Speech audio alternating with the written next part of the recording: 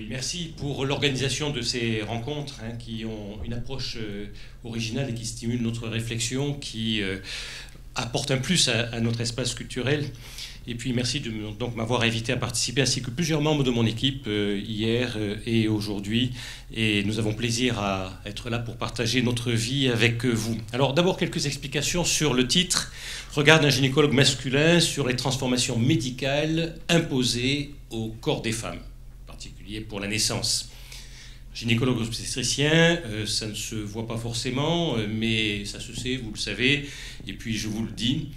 Alors depuis 37 ans, ça se voit un petit peu plus. Je dirais, il va m'être difficile de résumer en 10 minutes, un quart d'heure, 37 ans, comme la précédente a eu du mal à faire en 20 minutes, 4 ans de recherche. Pour moi, c'est encore plus difficile. Bon, masculin, j'espère qu'il n'y a pas de doute sur le sujet. Quant aux transformations médicales, c'est le thème des journées. Médical, ça va bien sûr de soi à partir du moment où je me présente à vous en tant que médecin. Et puis je voudrais m'arrêter un instant sur le mot « imposé » au corps des femmes, parce que le mot « imposé » n'est plus de mise aujourd'hui, où on sait qu'il n'y a pas de médicalisation et d'acte médical qui puisse être réalisé sans qu'il y ait un consentement éclairé qui soit donné. C'est donc d'un autre âge que de penser au mot « imposé ». Et pourtant, quand on réfléchit, il y a beaucoup de choses qui sont imposées par la culture, par la physiologie, par la pression médiatique, par la mode. Et donc, c'est un petit peu dans ce sens-là que j'ai utilisé le mot « imposé » dans le titre. Et pour ça, je vous fais référer au livre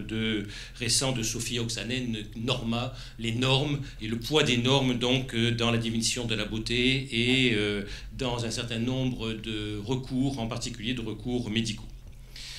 Alors, en tant que gynécologue obstétricien, vous le savez, l'essentiel de mon activité s'est orienté dans le domaine plus pointu de la prise en charge de la fécondité conjugale et plus précisément de l'assistance médicale à la procréation. Mais je suis aussi responsable et coordonnateur du département de gynécologie obstétrique. Et puis, comme cela a été dit par notre ami Matteux, j'ai été, jusqu'à encore tout à fait récemment, au début de cette année, donc président pour une durée d'un mandat de 4 ans, donc président de l'ensemble des gynécologues obstétriciens français. Et c'est cette dernière casquette qui va un petit peu me servir de fil conducteur pour 3 points. Ça se résumera à 3 points que je désire aborder et ça viendra en complément vraiment de ce qui a été dit, à la fois présentation filmée et puis de ce que René Friedman a pu aborder sur le plan de l'assistance médicale à la procréation et puis du complément très intéressant avec cette approche sociologique qui a été donnée par l'oratrice précédente. Eh bien, le premier point que je voudrais aborder, et vous ne l'imaginiez pas, mais ça vient bien en complément, c'est très précisément celui des violences obstétricales. Et ces violences obstétricales dont on voit de plus en plus fréquemment, malheureusement, à la fois sur les ondes radio, à la télé, par des émissions qui bien souvent sont des émissions à charge, ou encore en particulier sur les réseaux sociaux, que l'on voit stigmatiser de manière de plus en plus fréquente, avec y compris des blogs qui sont totalement orientés, et je vous fais référer pour ça au blog « Paye ton utérus », où il y en a un autre qui est « Paye ton accouchement ». Donc ça montre bien donc la signification, le sens qui veut être donné à ces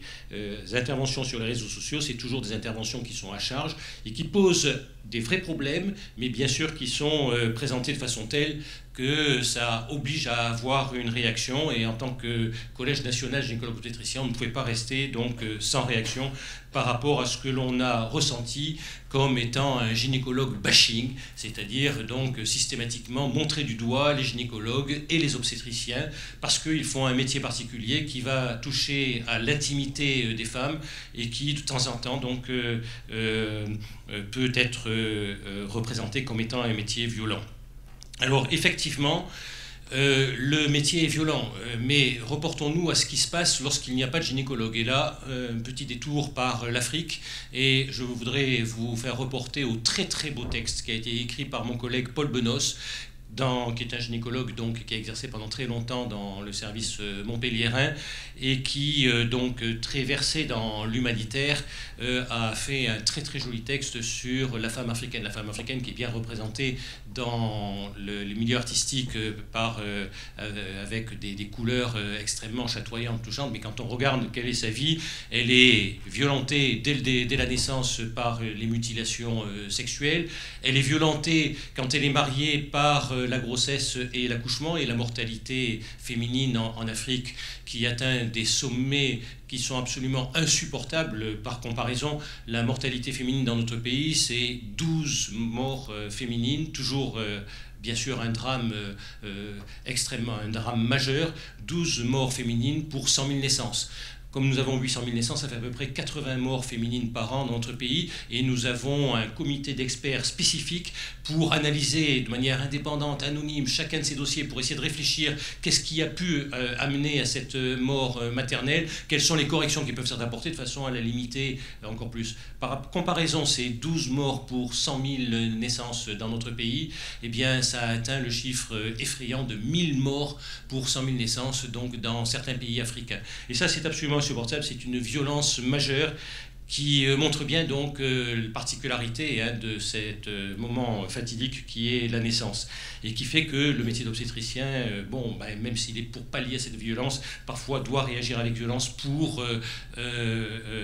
sauver la vie de la patiente. Et puis, pour en rester un dernier mot sur la violence qu'il y a chez ces femmes africaines, on est jumelé, si j'ose dire, on soutient l'action du docteur Mukwege, qui est un de nos collègues formés en France d'ailleurs, et qui est d'origine congolaise et travaille au Congo, et qui a fait ce film magnifique, L'homme qui répare les femmes, parce que sa vie la consacre à justement essayer de pallier aux dommages de guerre qui sont imposés aux femmes, en utilisant le viol comme arme de guerre, et les mutilations sexuelles volontaires comme arme de guerre contre les femmes. Tout ça pour résumer donc les violences qui sont faites aux femmes, mais je m'éloigne un petit peu du métier de gynécologue obstétricien et de la stigmatisation qui est faite de la violence que l'on exerce chez nous, et cette violence est en particulier stigmatisée par une association de patientes qui s'appelle le CIAN, association très utile d'ailleurs, les associations de patientes qui réfléchissent à un problème nous permettent de nous renvoyer certaines choses dont il faut tenir compte, qu'il faut écouter pour essayer d'améliorer notre métier. Et le CIAN insiste bien sûr sur le fait que les violences obstétricales dans notre pays ne sont pas des violences volontaires. Il peut y avoir toujours des délinquants dans tous les métiers, mais heureusement c'est le plus rare possible. Mais par contre, l'atteinte à la dignité, le défaut d'information, l'absence de prise en compte de la douleur, en particulier au moment de la naissance, sont stigmatisés comme étant des violences particulières. Alors moi je voudrais dire sur ce sujet-là qu'il faut s'améliorer constamment. Mais fondamentalement, le métier de gynécologue obstétricien face à la naissance reste un métier où il faut savoir pallier à l'urgence. Il faut savoir avoir des réflexes. Et ces réflexes sont parfois interprétés par la patiente comme étant des réflexes violents. Et la seule manière de pouvoir les atténuer, c'est d'abord de les entourer de toutes les précautions médicales qui sont nécessaires, mais surtout de l'information, de l'explication, de dire qu'est-ce que l'on fait, pourquoi on le fait. Et ça vaut en particulier pour ce qui est stigmatisé comme une violence tout à fait particulière, qui est l'épisiotomie. Et je pourrais y revenir dans le cadre de la discussion, mais je veux raccourcir sur le sujet. Tout le travail formidable qui a été fait par le Collège national et par mes collègues et par les sages-femmes pour réduire la fréquence de l'épisiotomie et essayer de répondre positivement donc à ce qui est stigmatisé comme étant une violence. Dernier point pour ce sujet sur la violence, la pratique du toucher vaginal. Vous savez que c'est venu dans les médias à la suite de la découverte d'un livret de formation des internes où on était demandé qu'un certain nombre de touchés vaginaux aient lieu, en particulier un CCI général. Et là aussi, donc, le collège que j'ai présidé a fait un travail important de fond, de réflexion sur la manière dont le toucher vaginal doit être réalisé et pourquoi il doit être réalisé, comment il doit être explicité pour faire en sorte que ça ne soit pas interprété comme étant une violation de l'intimité de la femme, mais bien comme une approche médicale absolument indispensable. Le deuxième point que je voudrais aborder très vite, et je raccourcis volontairement bien sûr,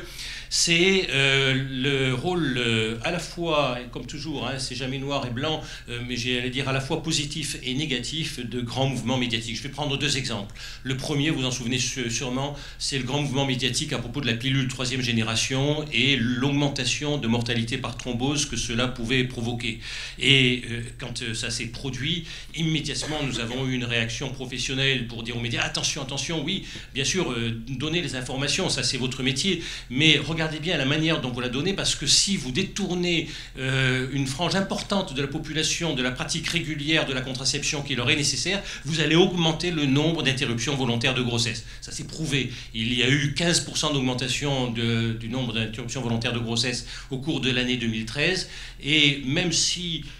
a posteriori, on regarde que le mouvement médiatique a eu un effet positif puisqu'il a permis de réfléchir les indications de contraception et puis surtout d'intégrer la réflexion de la patiente à la réflexion médicale, où on peut aussi le présenter de manière inverse, hein, c'est-à-dire le médecin respectueux de la réflexion de la femme et de l'approche qu'elle peut avoir vis-à-vis de la contraception. Donc ça a permis de recentrer les indications. Il n'en demeure pas moins que quand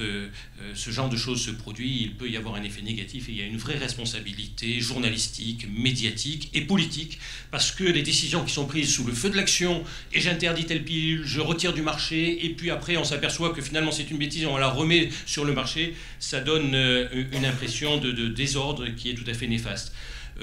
Dans une moindre mesure, mais ça s'est produit à Montpellier à l'occasion du congrès national qui a eu lieu en décembre dernier, donc il y a seulement 3 mois, le dernier jour du congrès a été entièrement envahi par une vague médiatique à propos du dispositif de stérilisation tubaire qui s'appelle Essure et qui peut, dans certains cas, donner des effets secondaires assez importants. C'est un petit peu le même genre de chose si, sous l'influence donc de la vague médiatique et juridique complètement organisée, parce que c'est totalement organisé par un cabinet de juristes absolument spécialisé, puisque c'est le même qui a l'expérience et qui a monté l'histoire, et je ne porte pas de jugement sur la validité ou pas. J'en porte un sur Essure, parce que ça je connais, mais sur Mediator, sur Dépakine, etc., je connais moins, et donc je ne peux pas juger, simplement je sais que ce cabinet, il sait y faire pour porter dans les médias un sujet, amplifier la chose, et puis faire tourner la vague médiatique jusqu'à obtenir ce qu'il cherche, bien sûr des indemnisations pour les patientes, ça c'est peut-être une bonne chose pour les patientes, mais en même temps un mouvement qui est exagéré. Et en matière de stérilisation tubaire, si le retrait du dispositif, de la technique du dispositif emporté par la vague médiatique aboutit à un recul de la stérilisation, eh bien ce sera un recul pour la santé des femmes, parce que sans préconiser la stérilisation dans tous les cas, il y a bien sûr des cas particuliers où c'est absolument indispensable. Il faut faire très attention donc à ces reculs qui sont provoqués de manière irréfléchie par des mouvements d'ampleur, hein, et une ampleur qui est donnée en particulier par les médias qui se recopient l'un à l'autre et puis qui entraînent une sorte de vague, de tsunami qui devient incontrôlable à un moment donné. Dernier point que je voulais aborder, parce que là aussi c'est une prise de position que le Collège national a prise volontairement. Le slogan du Collège national gynécologue obstétricien, c'est « Tout pour la santé de la femme et le bonheur de la naissance ». Ce n'est pas un syndicat où on défend un corporatisme gynécologue obstétricien. On est là pour travailler, pour améliorer tout ce que l'on peut faire professionnellement parlant pour la santé des femmes, et on a pris une position très forte en faveur de l'autoconservation des ovocytes. Parce que ce que l'on constate et qui a été décrit, et donc je ne m'étendrai pas longtemps, c'est le retard de l'âge à la procréation et l'augmentation de l'infécondité qui s'ensuit. Je ne porte pas de jugement sur cet ce phénomène de société, là encore un phénomène qui est imposé aux femmes, qui s'impose aux femmes, même si elles ont le choix de mettre en route une grossesse éventuellement à un âge où elles pourraient être encore fertiles. Eh bien on sait que le poids sociologique les amène de manière involontaire, même celles qui sont sachantes, de manière involontaire à atteindre un moment où l'horloge biologique est moins performante. Et cette augmentation de l'infécondité n'est pas traitable facilement sur le plan médical. La procréation médicalement assistée, il faut avoir des ovocytes adéquates pour pouvoir obtenir une grossesse. Et donc ça amène ces patientes à faire des tentatives répétées, donc médicalement parlant, c'est pas anodin. Tout ça pour éventuellement aboutir à un échec qui va ensuite les entraîner au don d'ovocytes, bien souvent à l'étranger, comme cela a été dit. Et bien l'autoconservation des ovocytes, qui existe pour les hommes, qui existe de manière plus large pour les hommes, parce qu'au moindre prétexte de baisse de la qualité des spermatozoïdes, on met en réserve parce qu'on sait que cela peut s'aggraver. Or, on sait que l'aggravation de la fécondabilité de l'ovocyte, elle est inéluctable du fait de l'horloge biologique féminine. Et bien, ce qui est fait pour les hommes n'est pas encore autorisé pour les femmes, alors que ça serait un moyen pour un certain nombre d'entre elles, pas toutes, mais un certain nombre d'entre elles, donc d'éviter des problèmes médicaux beaucoup plus importants pour la suite. Donc le Collège gynécologique-obstétricien s'est prononcé très en faveur de l'autoconservation des ovocytes, assorti d'une autre prise de position, c'est jusqu'à quel âge avoir une grossesse. Et René disait tout à l'heure, l'utérus de 55 ans, il peut parfaitement fonctionner, c'est tout à fait exact, et même les utérus plus âgés pourraient fonctionner à partir du moment où ils sont remis dans un contexte hormonal adéquat, mais ce n'est pas le cas du corps entier. Et l'orage vasculaire,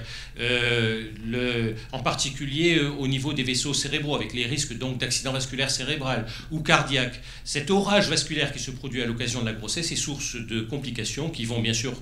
croissante en fonction de l'âge de la patiente. Donc on s'est prononcé pour dire oui, récupérer les ovocytes, mais jusqu'à un âge raisonnable de 45 ans, qui nous paraît encore être un âge où la physiologie peut accepter une grossesse, jusqu'à 50 ans en l'absence de facteurs de risque, et si elle est fumeuse, si elle a déjà fait un antécédent, s'il y a déjà eu des thromboses, etc., tous ces facteurs de risque doivent faire éliminer d'envisager une grossesse plus tardivement, parce qu'à ce moment-là, la multiplication des facteurs de risque va trop loin. Voilà, donc avec un certain nombre de limites pour montrer que le gynécologue obstétricien se préoccupe vraiment de la santé des femmes et que la procréation assistée et les progrès techniques peuvent faire partie de ce qui peut améliorer la santé des femmes. Dernier mot sur le manifeste que je n'ai pas signé, c'est pour m'en expliquer, René le sait bien.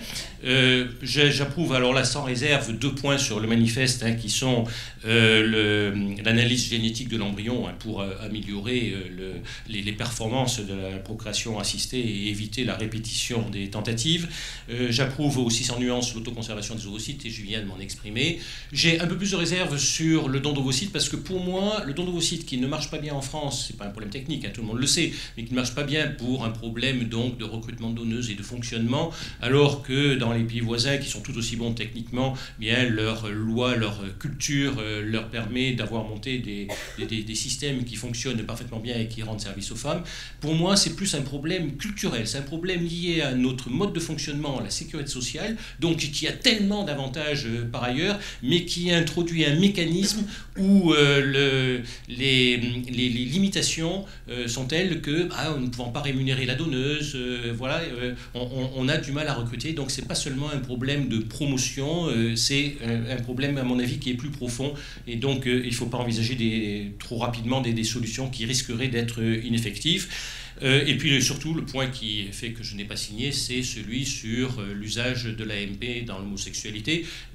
Rien à voir avec une quelconque position personnelle vis-à-vis de ça, mais tout simplement parce que moi, ce que je pense, c'est que c'est vraiment un problème de société, c'est pas un problème médical. On a la technique médicale, mais c'est à la société de décider si on doit faire ou si on ne doit pas faire. Et d'ailleurs, on a eu un débat interne à notre équipe pour savoir si c'est permis, est-ce qu'on va le faire. Eh bien, la réponse a été oui. À partir du moment où ce serait la société déciderait, on est au service de la société et on le pratiquerait bien entendu. Mais pour l'instant, la société ne s'est pas prononcée et je pense que ce n'est pas à nous les médecins de dire à la société il faut que nous le fassions. Donc c'est la raison pour laquelle je ne me suis pas joint à ce manifeste, mais par ailleurs je fais partie du mouvement donc de ceux qui